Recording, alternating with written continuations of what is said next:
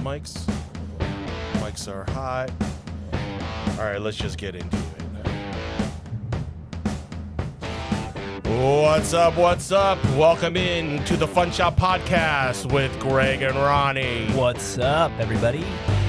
We're streaming to you live from Greg's Fun Shop in Los Angeles, California. Welcome in, guys. How you feeling today, Greg? Yeah, man, I'm feeling pretty good. It's nice weather now in Southern California. Yeah. Cool mornings, cool evenings, kind of hot in the afternoon. Kind of perfect right now out here. Yeah.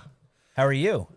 Doing all right. A little caffeinated, 5 o'clock Wednesday. Starting to get into the weekly, the weekly schedule, the weekly feeling of knowing it's Wednesday and preparing for the day and coming in ready to go. Coming in hot. I guess you could say that. Lots to talk about, lots to share. I was going to say, what'd you do this weekend? But that's what I was going to say too. I was like, let's review a little bit on the weekend. Saturday, I had some personal stuff, birthday party with friends. Sunday, we did Long Beach. Long Beach felt good this weekend. I don't know why. It's been I think there was that extra fifth Sunday where we had an extra nothing day weekend last month. So had an extra space between last month's Long Beach and this month. So it felt good to be back. Weather was nice. Picked up some things. Did some hunting. Yeah. I felt the same way. I went a little later this time. Okay. And I felt it was better because the amount of time it takes for people to fill in, I was getting there so early and I was walking around for an hour as people were setting up. And once in a while I'd find stuff, but generally it's I'm too early for this. So, because it takes people time to get set up and you got to go with the schedule of when everyone else is going to be there. You can show up early, no one's going to be there. What are you going to do? I thought it was funny though. You had told me a story about how you had an experience with a seller, and you had asked me about it, and then Right. It happened right before I bumped into you, and lately I've been paying attention to more of the comic bins. If you're not looking for comics, you don't pay attention. But once you're into, you start noticing how many different boxes of comics there are. So this guy, people haven't separated by dollar bins, $2 bins, whatever, different prices. So I was looking through one that had no prices, and I asked the guy the price of a particular comic. And I was like, how much is this comic? And he's like, Are you a collector? Are you a seller? He asked me, and that kind of just, I don't know, kind of rubbed you the wrong way. Yeah, and I didn't react. I was still friendly and stuff, but I was like, does that make a difference in the price? And he was just like, well, you know how it is. And I'm like, do I know how it is? What are you going to charge me more if I say I'm going to resell something as opposed to keeping it for myself? Because to me, that's kind of a moot point, Well, I think it's an interesting thing. It's something that, I'm somewhat, there's these kind of unspoken rules, right? About flea market etiquette or that type of stuff. And, there is this fine line between, paying somebody what they want for something or ripping somebody off. And I feel like if you walk in and someone gives you a price and it's a great price, then everything's good. I think a lot of times what happens are people are like, they want to know if you're a buyer or a seller, because then they're like, well, if you're a buyer, then maybe you know something I don't. Or, but then I think it was funny that I had told you that I had a similar experience that day. Right. But the guy, I was buying a couple hats, and the guy was like, how much are the hats? He's like $20 each, which was a little expensive, but I found a couple, and then I said, can you do better on these? And he said, are you a buyer or a seller? And I was like, oh, I'm actually a reseller. And he's like, okay, well, I'll give you a discount because you're a reseller. So, I think at the end of the day, the most important point of the story is just be honest with the seller, because, that way there's no harm, no foul. Because I think a lot of times what happens too, and I might have mentioned this the last show about the puppets, maybe not, where I'd overheard some guy trying to sell these puppets for $50, and somebody offered him $45, and I'm like, dude, they're worth way more than that. Right. So But it's a slippery slope, because I think what happens if you're not honest, it ruins it for other people, because you can't know everything about everything, but you also have to be respectful to the fact that you should pay somebody what they're asking for, especially if you're going to make a ton of money on it. Right. I mean, just paralleling to my experience, I mean, the price was, there wasn't an initial price thrown out in both of your, instances, I'm just looking for a price, regardless if it's high or low, Right. Still, he's trying to find that out before he even spits out a price. Well, I would just say, where am I going to go, Yeah, I would just say whatever's going to give me the better deal. I was taken by aback. emotions. Yeah. Maybe that's what it was. Or, it honestly, the comic was something that I have, I have multiples of already. So it's like, I'm not that interested in getting more. So it's kind of moot, but it's just interesting. I think it just goes with, flea market and etiquette, it's a learning experience for sure. Right. I think that when someone asked that, like, at least in my case, and maybe in that case, it was because, well, I have all these comics. I'd rather sell more to you if you're a dealer, because, I mean, obviously, it's not easy to sell, long boxes and long boxes full of $1, but you learn and you move on. Next time I'll know, and maybe I'll come out with some cheap comics, though I kind of doubt that was the situation for me. Yeah. But whatever. Do we go through our finds? Any interesting finds, or should we save that till the end? Or I mean, I wish I had it here. I mean, I if you go on my Instagram, I mean, I guess you could look it up if you wanted to show people. You can talk about it, but what? You're saying I could go on the if you wanted to show people I mean, might as well. Yeah, let's go on real quick, since we have the ability why not? to do so. Let me see if I can get to yours real quick here. Yeah, just go to Greg's Fun Shop, and it should pop right up. Oh, it's on the Fun Shop? It's on the Fun Shop, yeah. Okay. I mean, it's actually on both, because I've been, now that I've been doing the Fun Shop more full time, I guess, in addition to everything else I do, I sort of been kind of posting both on Greg Mishka and Fun Shop. But so I posted there it is. Okay.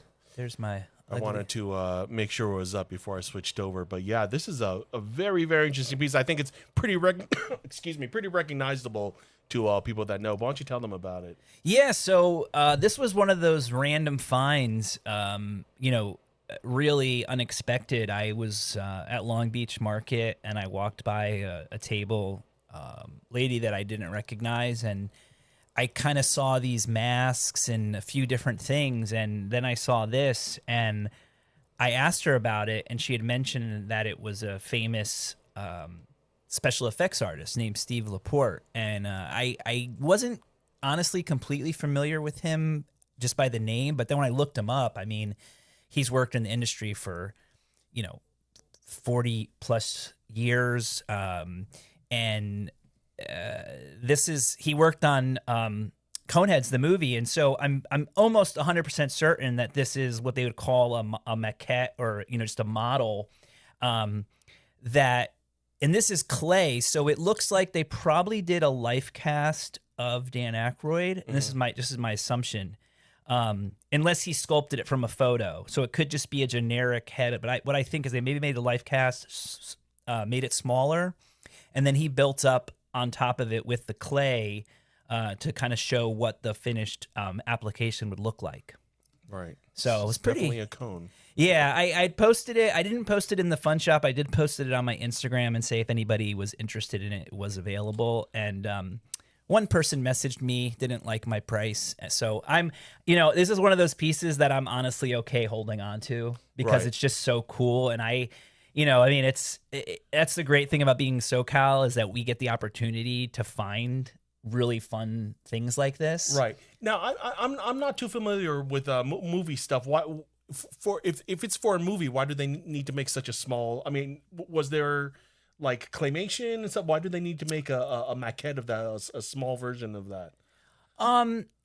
It could be something where, it's a lot cheaper to make a small version. I mean, the fact that it was clay too, so this was probably, they could change things a lot easier. Mm-hmm. You got to imagine if you're doing like a full cast or a big piece and you have to build it up, it's probably more so to be like, hey, this is what it look like. Do you want to make any adjustments?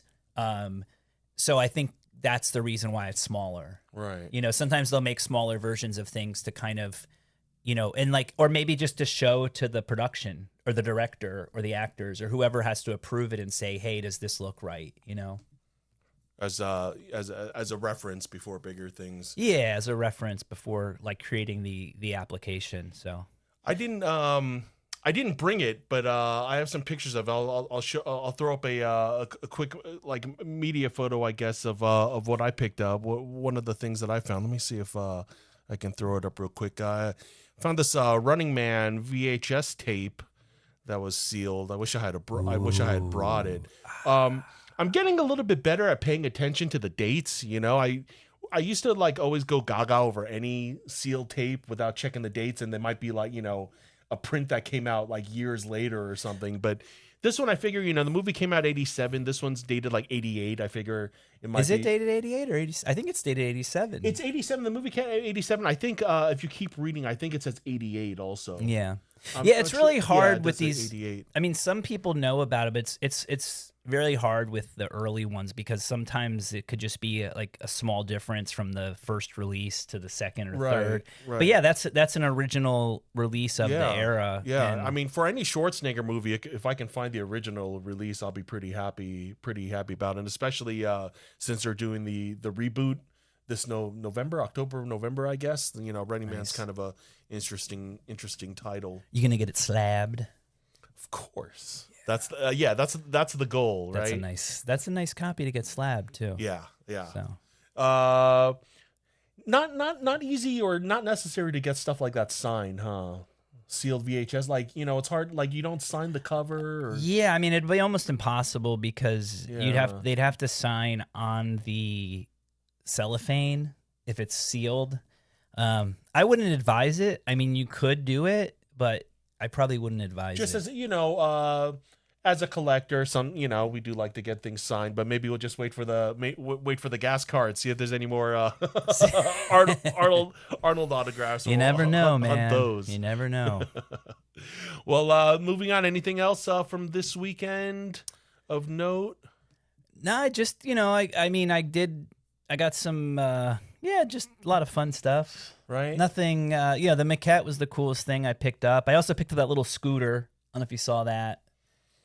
I think it was like a little toy scooter or like a homemade scooter. It was like kind of the Back to the Future, like almost like 1950s the looking Space Jam one. Space Jam one, yeah. Yeah, is that on your Instagram too? That is. That's on my. I think that's on the Greg Mishka Instagram. If you wanted to show that. Okay, yeah. Let's take a look at it because it is cool. It's kind of easier to show on a screen.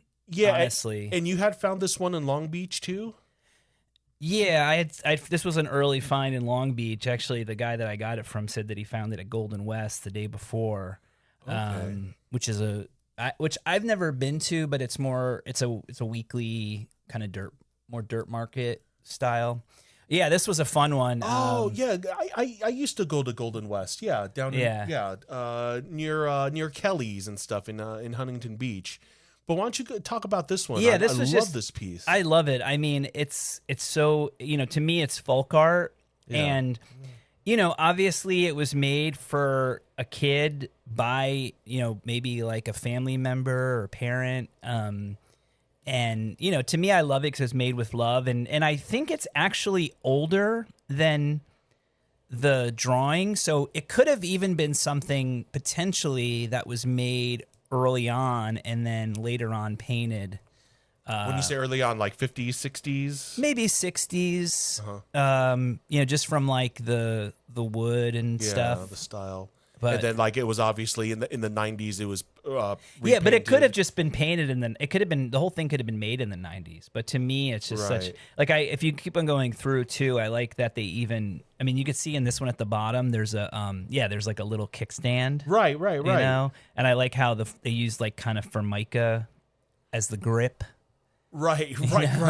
Now, would it lean over and tip over if it didn't have the kickstand? Is it functional? Or no, it's pretty functional. Oh, wow. I think this is a good segue into talking about the pop-up event that we're going to be doing. Okay, sure. If you want, I know you wanted to talk about it. So this is like, I think this is something that I'll have for sale at the pop-up. Oh, Yeah. interesting. Because this is, to me, this is one of those pieces that you really have to see in person to appreciate it. Right. Like, I think you can kind of get the vibe, with it, but I think seeing it in person, it's just like a lot more fun. No, absolutely. The pop-up we're talking about is at, I don't think we set a date yet exactly, but it's definitely at the Root Shop at 4709 Fountain Avenue in Los Angeles. What is that? Kind of like the Silver Lake? It's East like, Hollywood Silver Lake, area. East Hollywood. Yeah, I really like that area. Yeah, we have to.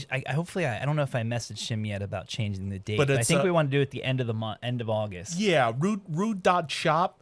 ROOD. Yeah, ROOD. We'll put it in the shop. Yeah, we'll put it in the description. info for you guys. But yeah, definitely towards the end of the month, we have events like second weekend, third weekend of August. So yeah, towards the fourth or fifth weekend. But we'll announce. Yeah, we are going to be doing a pop up at the Rude Shop at the end of August. So we'll probably do a show. The show we do before.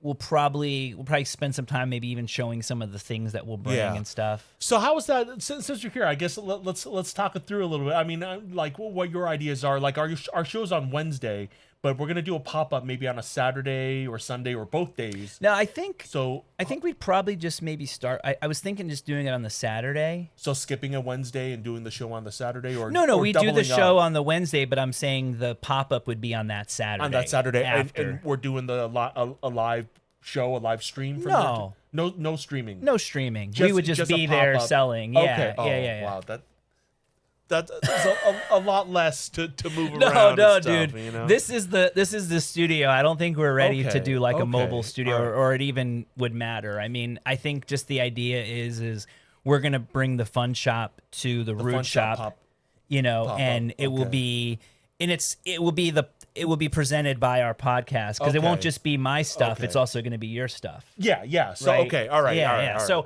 I'll have stuff from my Fun Shop. Checky will have stuff from his Fun Shop. Ronnie, sorry, I call him Checky. That's Checky, Ronnie, that's his ZZ old- Lo-Fi. I ZZ got Lo-Fi. He's got a lot of names. Yeah. Oh, okay. No, that's a load on me. I thought we were gonna do a show from there first, and we'd bring stuff, and then like maybe Patrick Rude Boy would be selling it for us. But yeah, We'll be there. I think we'll be there in person. Yeah. We'll set it up, and then people could come in and they could buy stuff from the Fun Shop. We'll curate.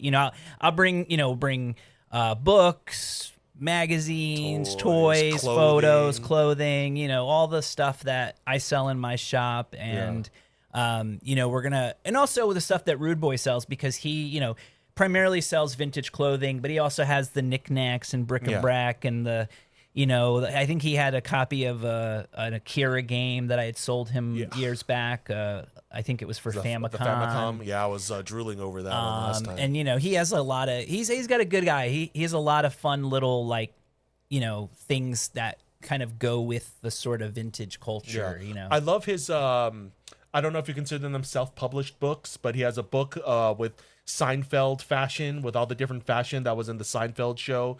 And then the second book I haven't gotten, I need to pick up, is it's like I don't know if it's T-shirts or all fashion from like sci-fi properties and stuff. Yeah, which is right up my alley, too. I have the Seinfeld book. I guess I consider it self-published. Right. Yeah. right. No, I love. He has like I said, Patrick has a really good eye, and I like his aesthetic. And yeah, the Seinfeld book's hilarious, and I think he still has some for sale at his shop. Yeah. It's definitely worth picking up, and I know it's definitely it's a limited edition. So once they're gone, they're gone. So yeah, definitely worth checking out. Haven't predetermined the dates yet, but we'll announce it as soon as we can. Let you guys know when to check out the Rude Shop. Mm-hmm. Oh, excuse me. Too much smoking for me. I like don't have anything funny to say. I was like really I kind of was like, oh no, is Ronnie okay? I think I'll make it. I hope I'll so. be all right. Yeah. But that's going to be like, what, end of August, we said? This coming weekend at our other friend shop, Vintage Selection in Whittier, they're doing a early coffee pop-up. It's called Thrift and Sip. It's going to be at Vintage Selection over at 8432 Laurel Avenue in Whittier. We'll put links for the information later. But I think it's going to be from 8 in the morning till noon. They're going to invite one of their friends who's I don't know if they're a coffee roaster. What do you consider that? Or if they're considered like a barista. But it's definitely, they're going to offer coffee drinks, and they're going to open early, let you get there, have some coffee, maybe some pastries, and do some shopping at their shop early. Which, and which they're, we love doing. and obviously I know Kevin, and he's constantly buying for the shop. I think both him and his partners, they're constantly putting new stuff and, finding some of the best stuff. And so, yeah, I hope we're gonna go. I didn't realize it was starting at 8, but that makes sense if you're gonna have a coffee person there. Yeah, you beat the traffic. Any later, you start hitting the weekend traffic. True. I don't like that. True. Yeah, but that'll be this Saturday and Sunday at Vintage Selection in Whittier. Make sure to check that out. We'll put more links in our Instagram and on the YouTube video later. Let me pull up. What else do you want to talk about? You had something. Well, oh yeah. Okay, all right. So this isn't on the screen yet. I was gonna kind of look for the window with our streaming stats just to see who was in and what was going on. Make sure that everything is running smoothly on the technical side. I think we're good. Looks like it is, so I'll put that away. But as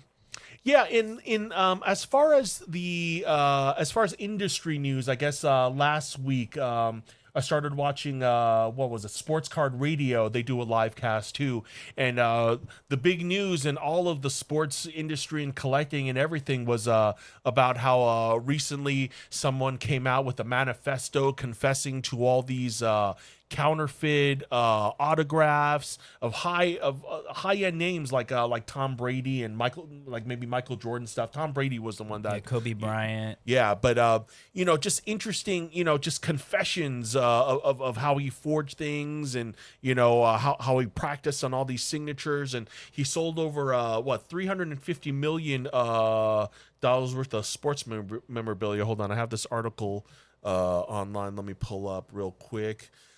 This was from, let me see. Yeah, this is from yesterday. I guess this is more business news, but counterfeit items, sports memorabilia.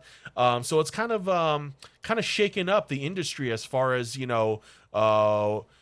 what is authentic, what is not. How do you make sure your items are real? Yeah, I mean, it's a. This has been an issue for, as long as people have been collecting autographs. Authentic, just authentic. And the idea that people selling fakes. It's something that's been going on, for hundreds of years, essentially. And people are always willing to, it's one of those things that, like we were talking about before the show. I mentioned that my friend that's a storage locker guy. He had found a Kobe jersey, and I sent him the article, and he was all freaking out. And he said, yeah, it has a Upper Deck sticker on it, but they told me that for them to sell it, it has to run through another authentication process. So they ran it through Beckett, and it passed. So now it's double authenticated, and now they can sell it. And this isn't the first time I heard this. I was selling some signed, or I was potentially going to consign some signed Star Wars stuff to Heritage. Okay. And they told me that now and this was months ago, they had told me that all the Star Wars stuff they sell, it has to be double authenticated. Because, authentication, and I said this to you earlier too, unless you physically saw something signed in front of you, it's all based on opinion. Now, there are experts, once you study it, just like anything else, sometimes, you can see the fakes from a mile away. The auto pen, obviously, that's been in the news a lot because of, the Trump, right, talking about the auto pen, which is very, very common for presidents to use and dignitaries, people of state, because sometimes you have so much stuff to sign, you can't physically do it. But I thought, the article was interesting because he was like creating all these different versions to sign different surfaces. Right. And the scary thing is it was passing authentication. And so that's why, you know, now if you're buying something, I mean, double authentication is kind of a way because it's going through 2 professional channels. And, you know, really the only companies, especially for, you know, this kind of world, I mean, and just in general, I mean, you have PSA, you have Beckett, and you have JSA. And really, other than that, you can't trust anyone, honestly. I mean, that's what about the producers of the cards, like Topps and Panini? Oh, yeah, and Lee? yeah. I mean, you can trust authorized autographs. Well, but even there's some companies like Leaf, you know, where it's been up to yeah, I speculation. mean, I've I'm seen not lots going to of go there. I stories. mean, that's like with gas, you know, we purposely do a video of all the artists signing because, I mean, I'm not going to mention who it was, but we were doing a signed card with an artist and we were going to send them the cards and they got back to us and they said, oh, we'll just send them to the guy who signed stuff for him. Well, you don't And want it's to say like, that. well, at least, like, well, now that you told us, then no. Right, You know, right. like, definitely not. Because, you know, maybe if you didn't tell us that you were having someone sign it and they were signing it, I mean, we really couldn't say it. But I don't want them to lie. I mean, I'm glad Right. they told the truth, but it really kind of shocked me because, you know, there was an issue recently, I think, with Bob Dylan where they were using an auto pen. I think maybe even John Bon Jovi. I know Bob Dylan for sure, but it's really tricky. You have to be really careful. You know, especially on new autographs. I mean, all autographs, like I said. So either get it signed in person, so you know it was signed by the person. Double authentication. You know, now, like some of the bigger auction houses, they're not going to sell it unless it has double authentication. So you always got to be careful. And, you know, we have to say, like, rest in peace, Ozzy Osbourne. I think everybody R.I.P. kind of saw that coming, you know, from the, you know, poor guy couldn't get out of the chair, you know, to even perform. His Parkinson's is just, you know, beyond. And, you know, rest in peace. To the Prince of Darkness, yeah. R.I.P. But you know that it's interesting to talk. You know, one thing I can mention about a topic we could talk about that kind of goes with this is our friend Mike Jones was just here before we started, and we had lunch, and he was saying how he had been looking at this signed Ozzy photo, and it was $400, and it was slabbed by PSA. And after Ozzy passed, it went up to $600. And even at $400, Mike was like, this is $200 more than it should be. So always be careful when a celebrity passes away, a lot of times people feel like that's the time to buy the autograph. And it's probably a good time to sell it if you have one, because you can maybe charge a premium, but also be careful because you might get a little too excited and pay a little more money than you'd expect. It's almost better to maybe, let the market get saturated, because of course, now that he's passed, I mean, that's just the way the world works. He's never going to sign anything again. So even if he signed, 100,000 autographs, that's all that's going to ever exist, all through time. And so I think the best time is you let the market get saturated, let it calm down. And then, also always make sure you buy from, like I said, I feel like PSA, Beckett, JSA, if it comes with any of those three, I'm feeling pretty good. Right. But you also have to you still have to be sure, because even this guy that was part of this whole scam, I mean, he was making fake holograms. And I feel like we've seen, were there some from the, from like those Mia Khalifa ones that passed, and it was like, oh yeah, I mean, right? PSA authenticated. There were ones we were pretty certain were not real. Yeah, no, fake, I mean, pretty much. passed. I mean, that guy got sued by I know didn't he get sued by Panini? Yeah. So Ron there were these Carter. Bang Bros cards that we were buying in kind of early on. We some sort of of you knew guys they are were. familiar. Yeah, I kind of knew that I wasn't sure at first. It was interesting to research, but yeah, once you start getting more of the packs and you start matching up, like the like handwriting all the and stuff, handwriting was the same. yeah, it started to not feel legit. 'Cause Yeah. when you've seen enough autographs, you kind of know, and when you see one card with 20 autographs and they all look like the same kind of forgery, it's like That is a very if you want to know if it's a forgery. I mean, it's funny because a lot of times you'll see that with like fake like record albums where like they like everybody's autograph looks like it was signed by the same person. Right. And you're just like, that's not generally, how that's not real life.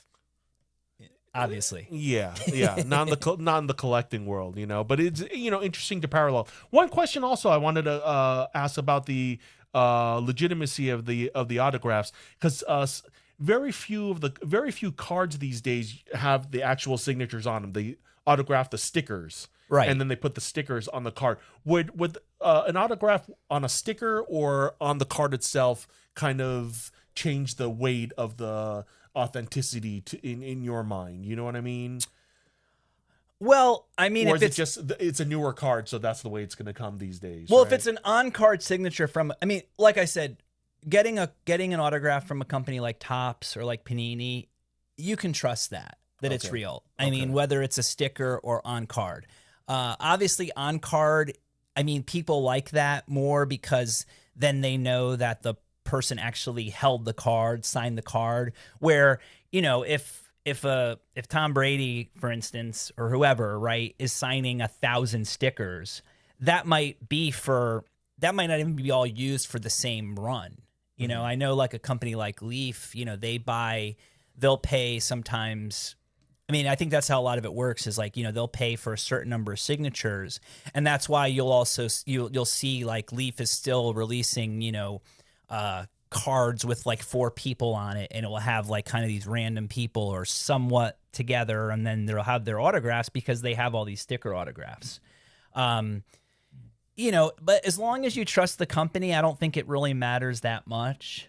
But that's like, how do you build the trust? Well, that's like with gas. That's why, we have done videos because, right. we're, and also with us, we're only getting enough autographs for that run. Yeah. We're not buying the autographs from the artist. We're saying, the way that when, without going into the whole detail of it, when gas does the deal, it's kind of part of the, it's part of the card drop. So we're not buying autographs to then release later. And so, we've just made it our, we want to show people that these are actually being signed. So, if you go on our site, like we just had the clips, and, of course we don't sell the autographs, they come randomly inserted. But if you go on, the new clips card, you can see them signing it. Billie Eilish, Arnold Schwarzenegger, even like Jenny from Blackpink, all these people. And, I think Top, obviously we're a lot smaller company, but, Topps does that too. They'll show,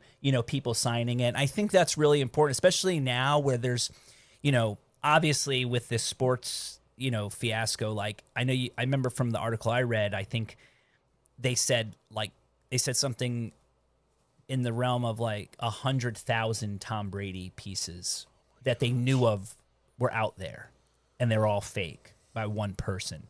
So you got to be, autographs are a tricky thing. And I think the other problem too is like autographs are one of those things that like people they want them to be real so bad, and they'll convince themselves that it's real even though it's not. And so, and now that you mentioned Tom Brady, it's interesting to parallel. It's like, there's all these fake autographs of his floating out there. But I remember, was it like a year or two ago, he was in the news because he was signing fans' autographs, but they were all like sloppy and messy. You remember that? They were all sloppy. Yeah. But they have the videos of him doing that, Right. So then it's like, as a collector, do you want one of those sloppy ones that that are more authentic, or do you want one of these like perfect looking ones? Or, like, how do you even gauge the autograph now? So now it's like, no, it's a good question. I don't know. I mean, that's why a lot of people will,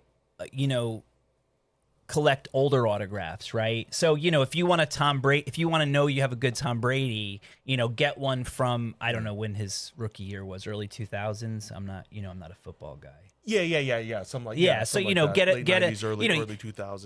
even if you got a card from when he was still playing, like in 2005, not his rookie year card, you're probably going to get a nice cleaner signature. And so a lot of times people will go to like older sets or older things, Maybe when he was a Patriot. I think he was a Patriot for like 8 or 9 years. Yeah. Or something, that's, rather than the later one. Yeah, like I remember at the National a couple years ago, and I don't know if it was the guy that got caught, but I remember there being a table and everything just had a hologram sticker on it, and all the prices were too good to be true. And that's like a universal rule in this game. If it's too good to be true, it probably is. I know it's it's one of those things that everybody says, but it's more true than it's not true. Yeah, the real fakes will be will be closer to the prize range. If you saw them, but I remember at one of the shows, the booth that I'm talking about that I think was the guy, they had all, and maybe look, I could be completely wrong, but they had all these Mike Tyson autographs,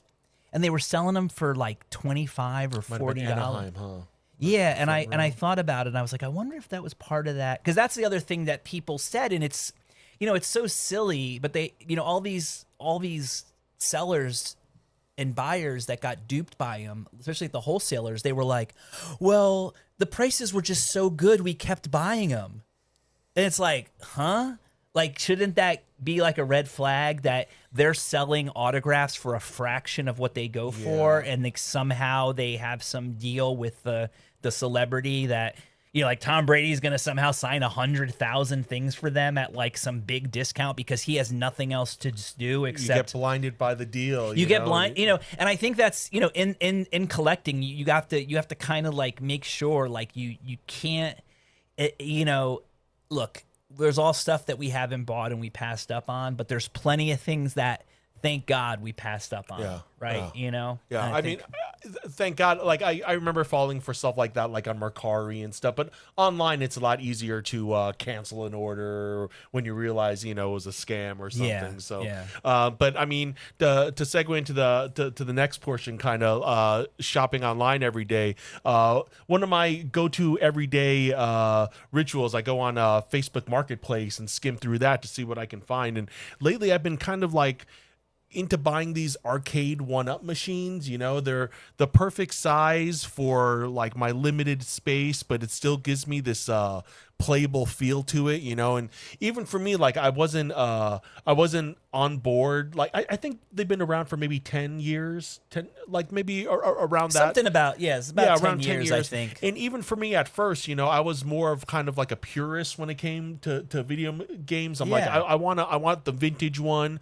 I remember like even at the Mishka, New York store, you guys had a Street Fighter machine there. Yeah, that was. I wish, real quick. I mean, that game was such an epic game to have.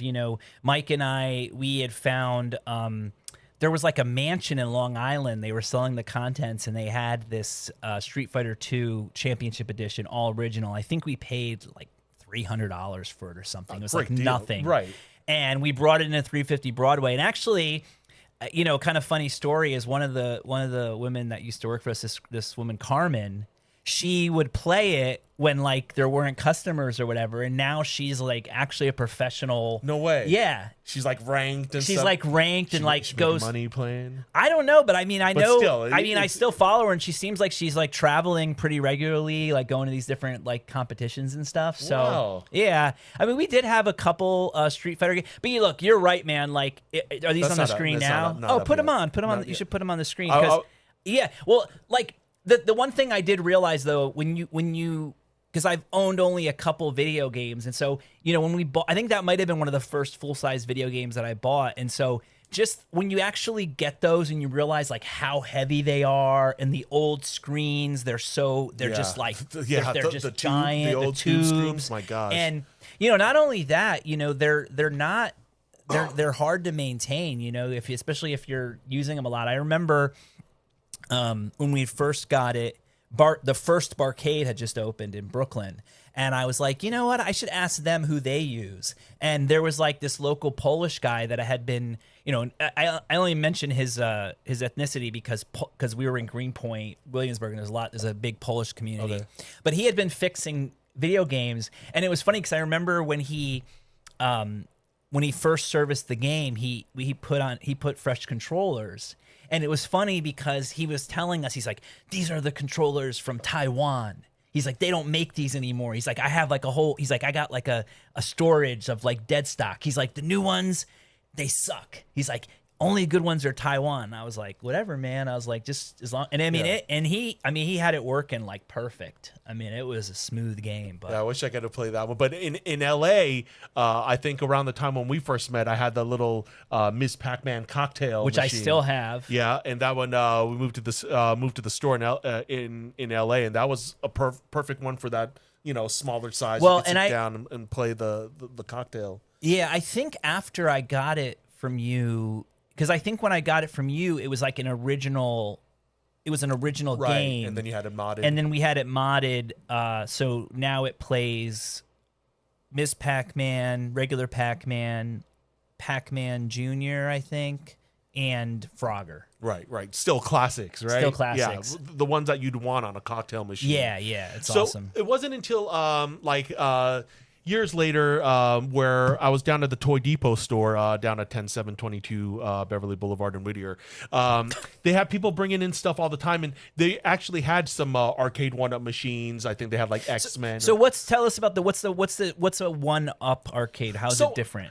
I believe. Is this on? Are you showing this now? Yeah. It's on the screen now. They're about. I believe they're about 3/4 the size of an actual machine, and they use more like the LCD screens and more updated stuff. I think I'm not a PC guy, but I feel like if you knew PC stuff, like you could go in and modify them further and stuff.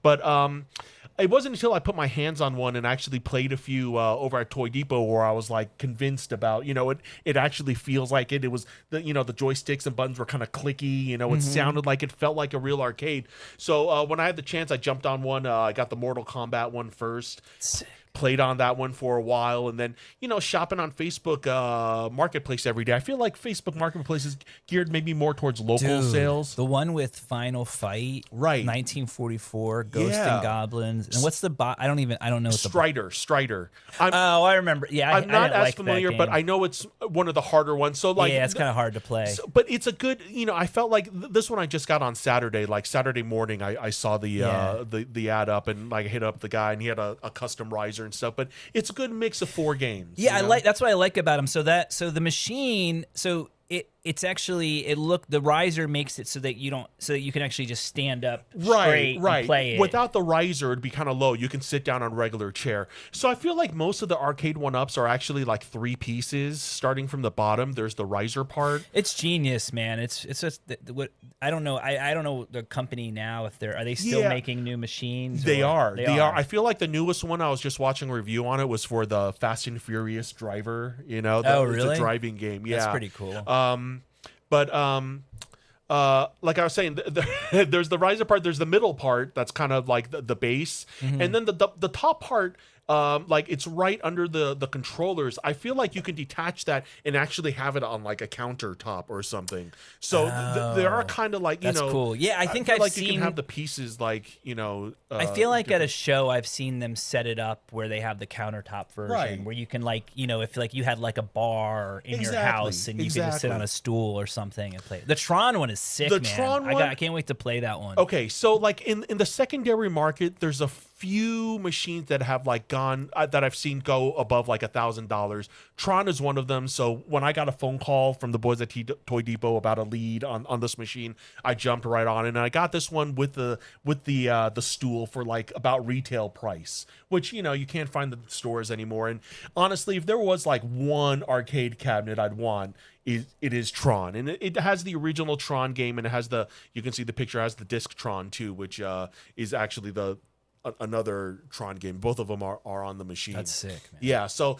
this one, I mean, I have like a studio bedroom, studio apartment size where I have my, where I live in, and it's about the size of a dorm room, and this one fits in there, and I still have plenty of space. So I mean, compared to like an arcade, a full size vintage, yeah, forget about it. Yeah, and then like I guess I was bringing up the original about they're so expensive to maintain. They, if they're not modded out, you have so many issues, and so these are. I mean, like I said, these guys. This company was a genius idea so that you could have that.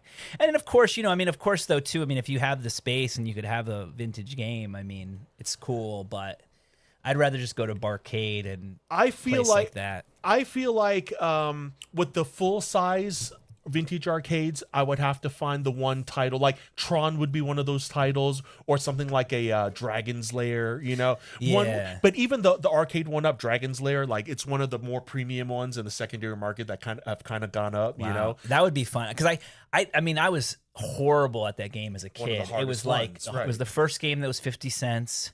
It was so hard. I was so frustrated, but it was cool.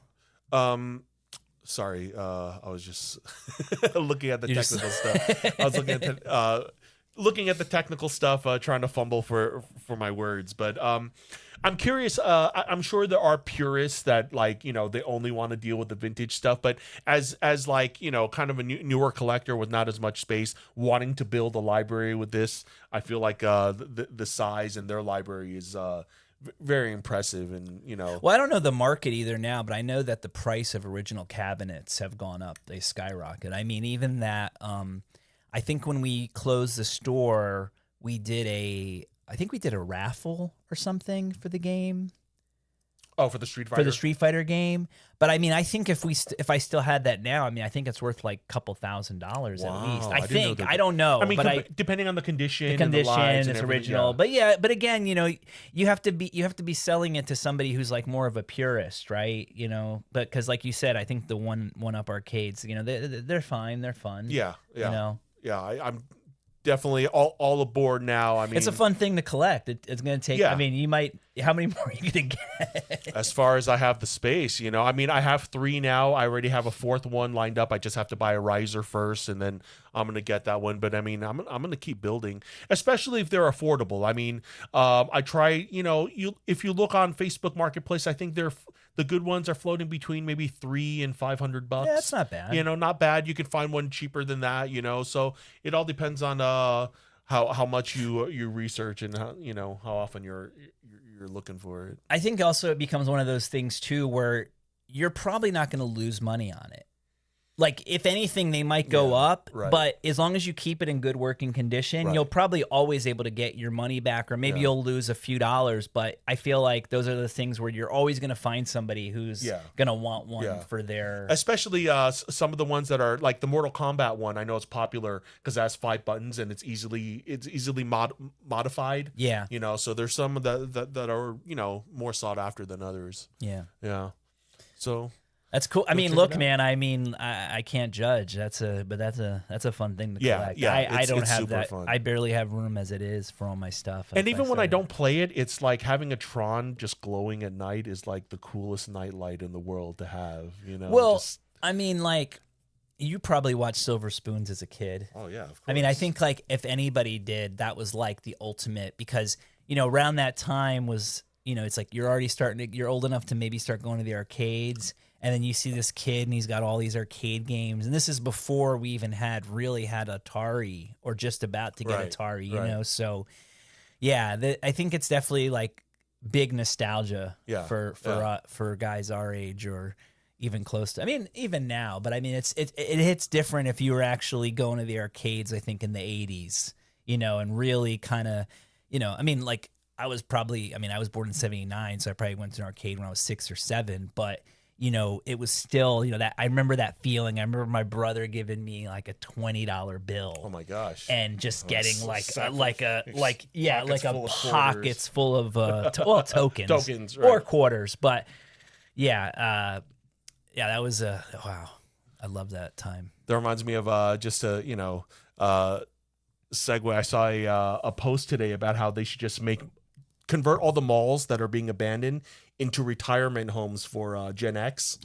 And then we just live at the malls, and they'll have like the arcades and the Orange Julius. And like we'll all be senior citizens hanging out the malls, living out our, childhood memories, at the mall. And then once we it's like get some chemical attack, we'll all become zombies, and we're still living in the mall. I can't wait. Yeah. Retail therapy, my favorite. Well, halfway there already, right? Oh man, do they even still have Orange Julius at the mall? I believe so. It might be part of Dairy Queen. You know how they kind of combine. I feel like it might be one of those, but I feel like I have had it before. But we're in California, so we're all about the orange bang out here. I want to live in the Gadzooks. Where's the Gadzooks? You remember that store? Gadzooks was a mall store. It wasn't. The cool thing about it was they actually sold vintage stuff. Okay. So they would you remember the animatronic monkey I used to have, like the monkey from Pee Wee Herman from Pee Wee's Big Adventure when he's leaving the magic shop. Kinda, but go ahead. Okay, so I think in the late '90s, early 2000s, I was working before I moved to New York. I was working as a PA in some capacity, like on commercials and TV. And I remember one day I had to go pick up the director at the Orlando airport, and around this time they kind of turned it into a mall. So they turned the terminal into, basically they had all these mall stores, and they had a Gadzooks. Okay. But the day that I went, the Gadzooks was going out of business, and they had this animatronic monkey, like in a Superman costume. And I remember it was for sale for, I think, $2,000. And everything was half off, but they barely had anything left. And they said, well, anything that's left by this weekend, it's going to be 90% off. Wow. And so I was like, well, yeah. And so I was like, well, yeah, if it's like $200, like I'll totally buy it. And I remember I was leaving, and they called me, and they're like, oh yeah, we talked to the manager, you can come buy it. Sick. And I drove back with Lisa because we just started dating, and I think she just moved to Florida. And I remember though, I remember like I didn't tell her why we were driving to the airport. I think like I was even trying to explain to her, I'm like, I can't really explain to you what just happened, that I ended up in the late 90s buying like an early 80s animatronic chimp from the airport. And so I remember going in and picking it up and like rolling it through the airport, and people were just like, what the heck? Yeah. And then, what flight did he get and then off I of? think I had to I remember it was funny too, because I was like, all right, Lisa, you got to sit him back, because like I can't. I think this is when I had I had a Daewoo. So did you have it in the front seat? You had to sit in the back, or she had to sit in the back to hold it up? I don't remember, but it was like, I think it was one of those things like she had to sit in the back because I had like this Daewoo like hatchback. Dude, that was such a, and it was like kind of like, so it was like, it was in there that I had to like put the front seat down. Or something, so she had to sit on the other side. The good old days. Yeah. But yeah. So there was a store called Gadzooks, and they would sell. It was kind of like a Spencer's type shop. That's what I imagined. But then they had like real vintage stuff. But they'd had like I remember going to one in the mall, for instance, and like in my like a weird memory, like I remember going in and they had who are like the three guys they like advertise Pep Boys. Okay. I just remember as a kid they had like this giant like Pep Boys display. Okay. Like it was like where like it was like a larger than life, like I don't know if it was like a porcelain sign or a cutout or something, but it was some everything that they sold was some ridiculous price, or it was like high retail. So like I said, like that chimp was I think it was $2,200 or something. So they paid like $220. So you have to get it during the store closings. And then I sold it not too long ago to I think it was a taco shop in Orange County. Okay. Yeah, that's another story. They're displaying it, you think? Yeah, they liked it because I'm pretty sure that those apes were from Universal at one point. Okay. I don't know. I'm not too, but yeah. I'd like to see them. I'd like to see what this taco shop in Orange County. I know. I wish I could remember. I got to look up the. If any of you guys know, let us know. If you know a taco shop in Orange County is a chimp with a Superman outfit that like it goes like this. I've only seen the statues of the hot dogs pouring mustard on themselves. Ever see those? Yeah, but it doesn't do this. No, it doesn't. I wish, dude. That's such a dark sculpture. What? The hot dog putting the mustard mustard and on it, ketchup so- on yeah. him. It's like, Eat me. Eat me. I don't know. I don't like it. It kind of scares me. Like every time I see it, I'm Well, like you're a little vegan. scared. I can understand that. Even if it's but it's still okay. But still, it scares me. I think even if I wasn't vegan. Yeah, maybe. Well, it is frightening. I've seen it on drugs before, so I understand. It was at a club we used to always go to. I remember seeing that. They just had it at the club. Mm-hmm. Why? Just for I don't fun? know. Yeah, just to mess with people, or it was their snack bar or something. I mean, if I saw that on drugs, it would scare me too. Yeah, kind of freaking out about it. No, Anything to show to the show our viewers? Well, no, you today? wanted to show some stuff. Well, I mean, I brought a box of stuff where I was like, because I was like compiling stuff for the pop-up shop, So I just happened to bring a box of stuff in, You go, girl. But I mean, the first thing, I don't know if I'm gonna, I'll bring this to the pop-up here. Let me switch over to mine. I'll bring this to pop-up. Some graded media, awesome mixtape from the Guardians of the Galaxy. That was your first. This was my first graded, yeah, and I got a 10. I got this one when they released it on Record Store Day a few years ago. So that's the mixtape from Guardians of the Galaxy, Yeah, and it looks awesome. like the actual one. That's such a cool piece. Pretty I'm so neat, happy right? you got it. Yeah, that was like we submitted that for our friend Merlin Collects. some random stuff, from the pop shop. I didn't get this week, but I mean, some. Oh, I heard you're selling that at the some Mishka goodies. Yeah, a lot of some Mishka watches. Yeah, those are too rare. I'm gonna have a bunch of. This is pretty neat too. This is a Breaking Bad Heisenberg watch, kind of like. I don't remember the episode, but if there's any Breaking Bad fans, like I remember some the fly. or Yeah, something. that's a cool. What does that go for now? I don't even know. I need to check by Vannon. I need to change the batteries, but just That's a random cool piece. stuff I had collected. Yeah, And this is stuff you're gonna bring to the pop up. You think? Yeah. What else you got in there? Did I get this from you? Ooh, you got that for me. Yeah. Nice little piece right there. Oh snap! And I got a bunch of caps. So you can play with this one forever.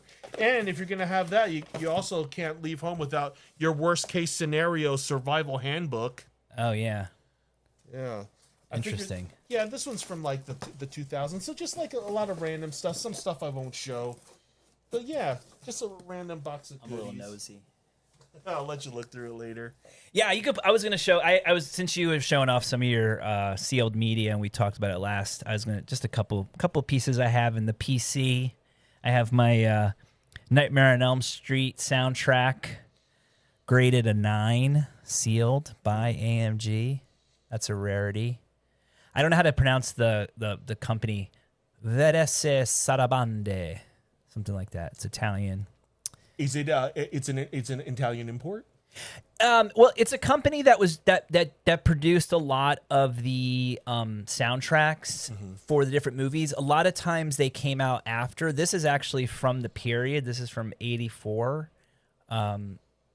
So they were like one of the first companies to put out soundtracks on cassette, I believe. I love that cover. I love it that it's not Freddy on the forefront. It's just a Yeah, teaser, it's Nancy. With love it. Yeah, it's got. And then my other favorite piece that I you have talked about this one last week. in my I think. personal collection is my Yeah. Nevermind the Bollocks. I don't remember if it was episode 1 or 2, but I remember you talking about that 8-track.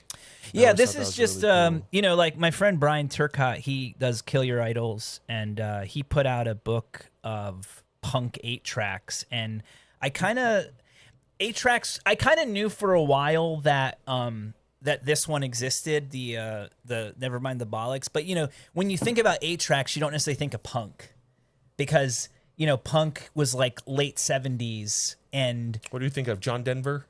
yeah, John Denver, like Herb Alpert, like Steppenwolf, Harry Belafonte. Led Zeppelin, Harry Belafonte, The Brothers 4. Elvis Yeah. Presley. I mean, and The usually, King. So you rarely see punk stuff, and so when I had the opportunity to get a sealed one, I was like, I got to get it because it's a hard one to find as it is.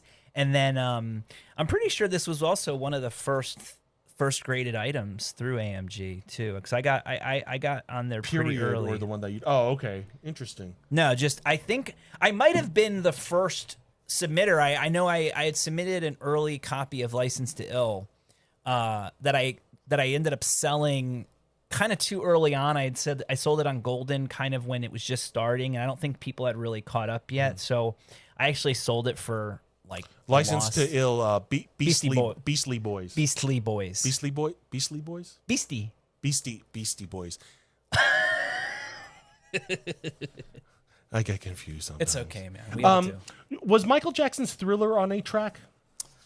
Or was it like LP cassette, huh? 8-track was kind of done by then. Was that 84? I think it was probably done by then. It could exist, but I don't think it went that far. Maybe though. I could see. I don't know. I don't know. Yeah.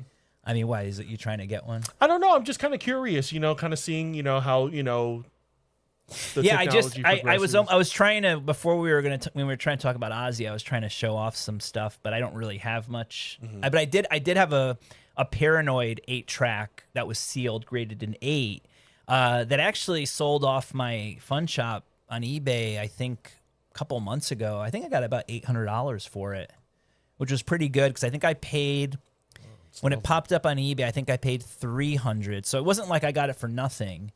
So I paid $300 for it, and then I think about another $75 or $80 to get it slabbed, and then sold it for $800 on eBay. So basically doubled my money, which was kind of nice. It's just interesting to think too, because like I remember when I was a kid, the 8-tracks I remember my parents having were like Chinese music, but that was when they were still in Taiwan. And then when they came to America, I guess you kind of update the media that you have, whatever. And then it's like my dad had the cassettes with like Village People and Blondie and Rod Stewart, and that when they came to America is when they kind of made the transition, and bought that media. So it's just, interesting. Yeah, my dad. interesting I to remember see. my dad had like it was like a satellite, like 76 satellite, and he also had like a Malibu Classic. And I remember we had an 8-track, and so I remember like as a kid going to like the flea market. Like I think the only 8-track I had was Jackson 5.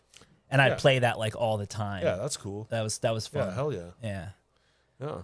But yeah, man, like well, that was I guess that's it. I guess that's an hour. Yeah, it's about an hour. Yeah, I was going to ask you if we wanted to wrap it up. Let me see. Thinking into this weekend if there's anything going on. Well, we have the sip and Of course, yeah, I was going to say, yeah, there's so- the vintage selection Thrift and Sip this Saturday and Sunday from 8 to noon, 8432 Laurel Avenue. We'll put the information in. Yeah, and it's the 4th Sunday. So I do the flea market every Sunday. So 4th Sunday, I start off at Topanga at Pierce College, and then I head down to Torrance, to the downtown Torrance. I don't know the history, but I believe one of the antique malls maybe started it. And I like Torrance because they close down the entire downtown streets, and everybody like sets up on the block. And there's a vibe, I mean, there's people playing music, there's people selling food, and it's actually a fun pick. I've found some incredible stuff there. So a little bit further away for us, but I like it because it's the most dog friendly. It's in a public space. Most of them, they tell you not to bring your dogs and stuff. They're in the parking lot, but Torrance is out in the street. Be respectful, of course, but they're a lot more relaxed with that. So I'm looking. I look forward to the flea market. It's like my one of the few things in life that brings me joy. Yeah, one of the reasons to wake up early, I guess, right? Yeah, exactly. Yeah, so that's pretty much it. Unless that is it. You started the music. There's nothing else to do. Well, I mean, you can talk over the music. I can turn it off. But remember to smash the like and follow button, comment, send it to your friends, subscribe, all that stuff. Thanks for joining us. I'm Greg. I'm Ronnie. See you next Wednesday. Thanks, guys. Thanks.